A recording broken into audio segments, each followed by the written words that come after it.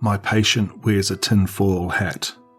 Now I know the horrifying reason why. By Blairdaniels.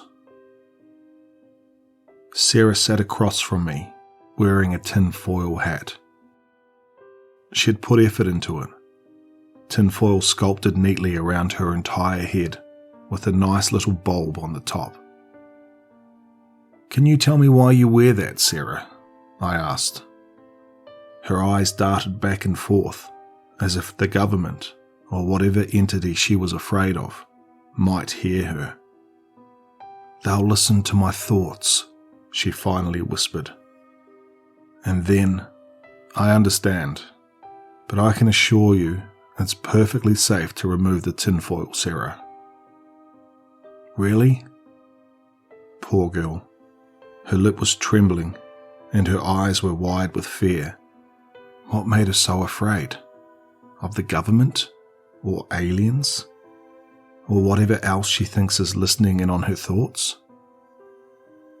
We'd already investigated her parents. There was no evidence of any sort of abuse. So why was this little 8-year-old girl so scared? "I know you think, when you take off the hat, that something will listen in on your thoughts, and then that'd be a disaster, right? Because maybe the government, or aliens, or whatever else is listening, will use that to their advantage. They'll stalk you, or they'll try to control your mind. But that won't happen, Sarah." "But they'll kill me. When they hear my thoughts, they'll come in the middle of the night and..." "Shh! None of that's going to happen, Sarah. You're okay." "No, I'm not," she said, tears brimming in her eyes. "I promise you are. There's nothing to be afraid of, okay? Nothing." I leaned forward and gave her a smile. "Can you try to take off the hat?" "No, I don't want to." "Please?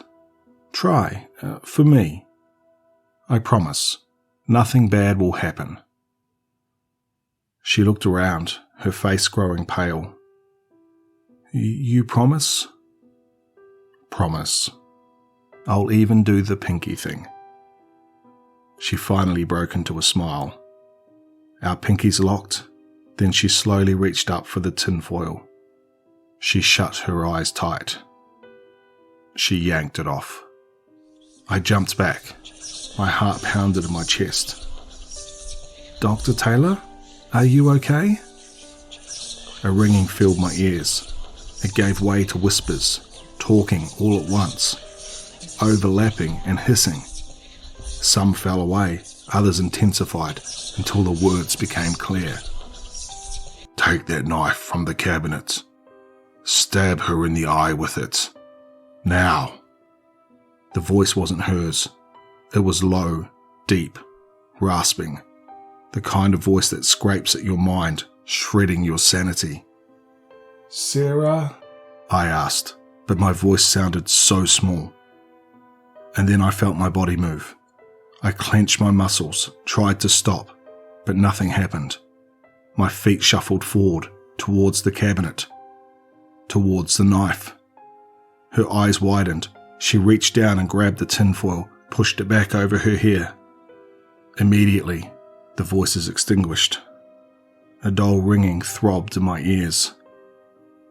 "I'm so sorry," she said, bursting into tears.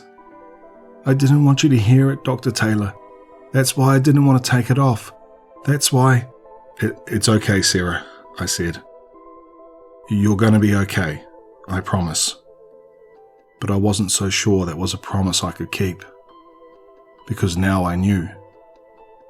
She doesn't wear the hat to keep something out. She wears it to keep that voice in.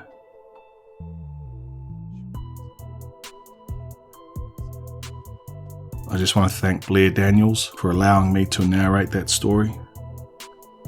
If you liked what you heard, head over to their Reddit page and show them some love. I'll leave a link for the original story in the description below. If you're new here, please consider subscribing, and as always, stay tuned for one more nightmare.